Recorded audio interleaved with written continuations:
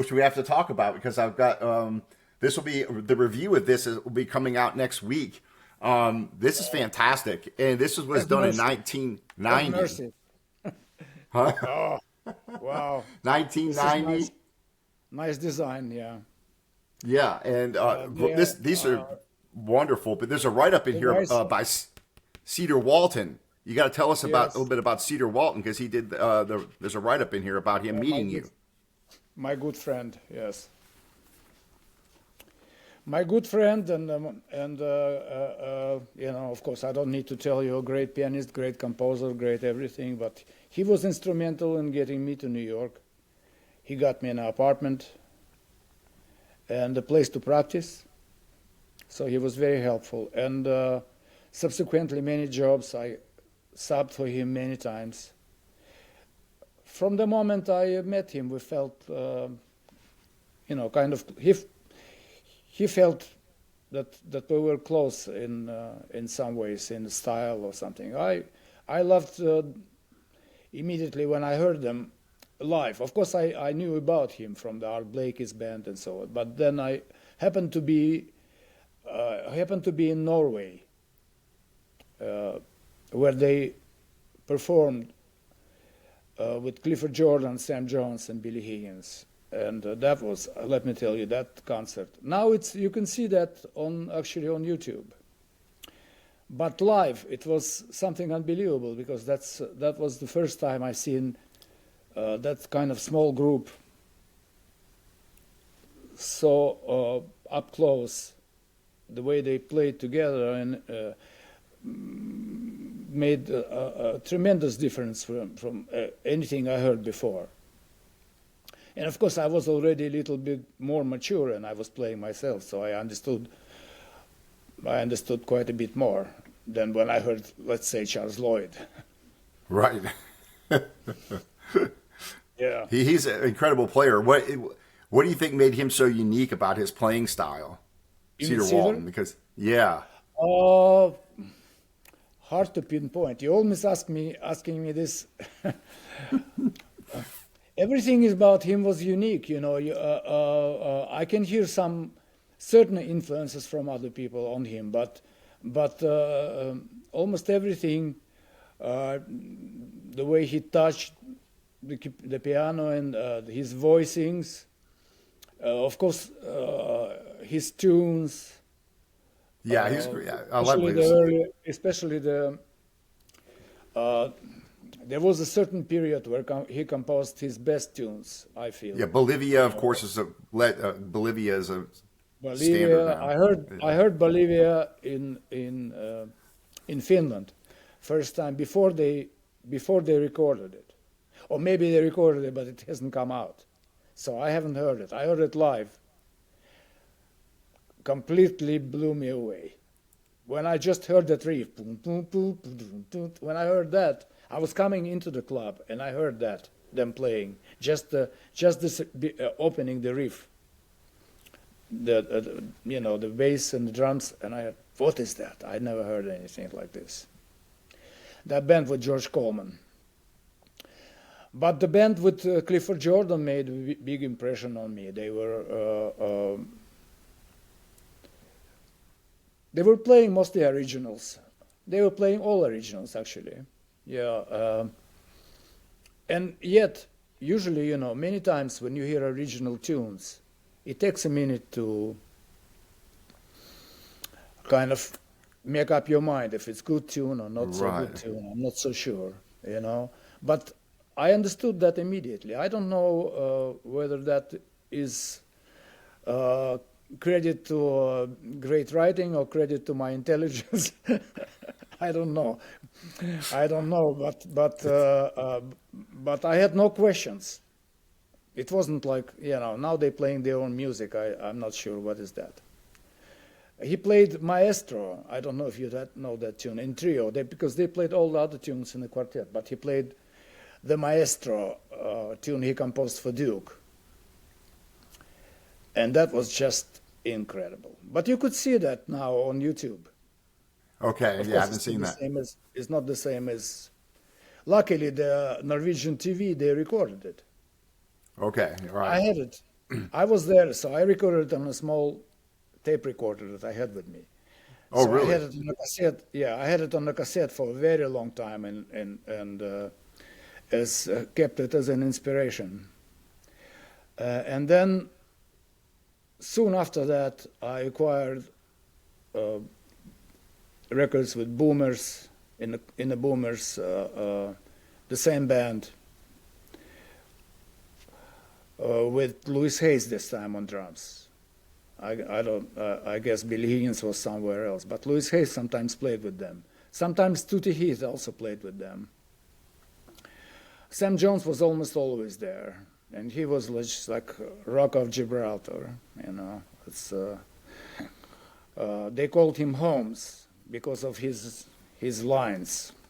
Oh, really? Really? I want to ask you about some of the tunes on here because, of course, you do have. I mean, this is a great record, by the way. So when you recorded this, you recorded this. What studio did you? This it says it was recorded at BMG in New York City. Yes, it's RCA. We recorded it with. Well, again, there's almost as always there's some stories attached Yeah. to this. Because at the time we used to play a lot in Bradley's famous jazz club in the Village in New York City, and Carmen McRae used to come, and she liked me, and her manager Larry Clothier, he the guy who produced this record. So he had a contact with RCA. RCA had this novice jazz line, I guess, and so they have recorded Carmen singing Monk, and Roy Hargrove came up with, and Larry was the manager to both Hargrove and Carmen. So I did some work with Carmen, and he decided that I should make a record as well for RCA. He was almost certain that RCA is going to buy that project. So we just went to studio and did. Originally, I have to confess, I was thinking of Ray Brown and Billy Higgins. That was Originally for that was my these dream. guys are pretty. These guys are awesome. I mean, George Mraz and Al Foster. I mean, So that's I of listened to course, those. and we played together quite a bit. So Larry said, "Why would you want to import? Because these other people were on the West Coast. So Oh, why I got would you you. want to do that?" So when you have these guys here, I said, "Yeah, you're right. I mean, of course." I was just dreaming to playing with Ray Brown, Yeah. Oh, yeah. I bet. That would- But then Larry said, but yeah, every Ray Brown session turns out to be a Ray Brown session because he takes over. So it's not going to be your session; it's going to be a Ray Brown session. I said, I don't mind, I don't care, just to play with him. Let him take over. It's all right, So yeah, but of course George and Al, you couldn't ask for better musicians than that, So, and they were very helpful. So then we went to the studio, and wouldn't you know it, they had lousy piano. Oh, really? I was shocked. Yeah, I said, no, that doesn't. I came, of course, I was very nervous. I was shaking. And as soon as I tried the piano, I was so enraged that all my nervousness had gone away completely. I said, no, that doesn't go. So, okay, they agreed to rent the piano, to get the real piano. So I went all the way downtown to this store that rents fine pianos. And so I went to this first Hamburg Steinway. I tried it, and I said, I'm not looking anymore. The first one I tried was so fantastic. I said, I don't even want to try. There could be something better, but I don't want to know better. This is it. So we had to wait until, they get this on the truck, and the truck gets through all this traffic from downtown all the way to Midtown. And they get it, and they tune it, so we have all this time sitting and waiting, and not so much talking about music, actually, just waiting and talking, and stuff like this, you know. And then we first day we only recorded 3 tunes. And that There's a was lot it. on here. This is like over an hour's worth of music. How many days were you there? 2 days. I mean, 1 day and whatever hours we had to record 3 tunes. So actually 1 day and 1 day and maybe 2 or 3 more hours. 2 hours maybe more. Because by this time we did a couple of tunes, we did 3 tunes. We were already so exhausted. It was getting to be so dark, and we said it's okay. We finish tomorrow. So the next day was really working day. We did record all day. Wow. So you did all these almost in 1 day, except for 3 tunes. We did it all, we did it all in 1 day. Yeah. What did you do? Pass out? Did you pass out lead sheets in the studio for everybody? How did everybody? Let me see. Right. There was couple of tunes, yes. Couple of tunes that I have written, yes. Couple of tunes I have written. Most of the tunes George knew. Like Blues Nost. That's one of your own. The Blues Nost. This Yes, song here is it's one of your songs. Yes, it's Which is really... White Nights. I wrote the arrangement, and the Bossa, Vova Nova, yes. Yeah, that is also my tune. So. And so you just played them a couple times and picked the best take? That's it? You guys just went in there and just played them? And I think we played it, White Nights, I think we played it 1 time only. That's it? And then just, wow. Yeah, because we don't, we had good feeling. I only feel, when we play, and if the feeling is good, and nobody's made any really serious mistakes, I think I don't want to touch it anymore. Because you know how it is, you start repeating and it gets a little bit stale. The first, actually I discovered one thing at the sessions. Sometimes you just play like a skeleton of the tune for musicians to understand it, okay, what you mean. I mean, if you're talking about originals especially. And sometimes when you play the skeleton of the tune, it's actually the best possible version. Because then when they start recording, I have such a brain, I always want to improve on what I just played or play a little bit different than I just played.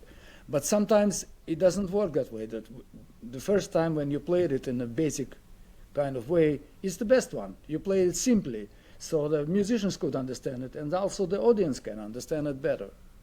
So I noticed that. So now when I'm trying to explain, like play the tune over first time, I said record it. Because sometimes it's the best one. It's the best one.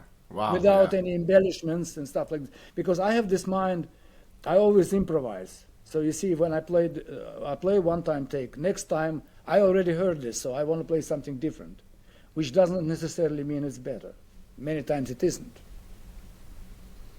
So yeah, I learned that from experience, that sometimes when you go just over the tune, you should just record it in case it's good. That's a good one, yeah. Because everybody plays the minimum, you understand me? Because it's new to them.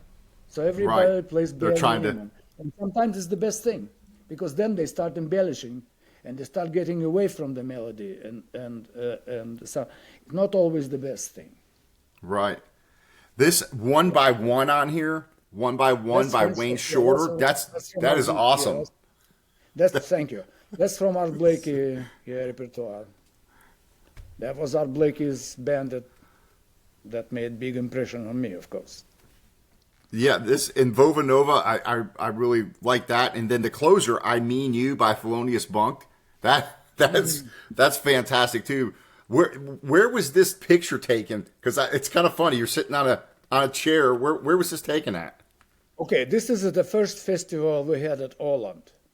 Okay. And the drummer is not Al. Our drummer is Tutti Heath. Okay. Yeah. Unfortunately, both George and Tutti Heath, they gone. Yeah. Yeah, I'm always curious. I'm always curious about that. Because we We didn't take any professional pictures at the session, so we didn't have a really good picture of me with George and Al. And that's what the record company wanted. But they saw this picture and they said, nah, maybe we could put this, because for general audience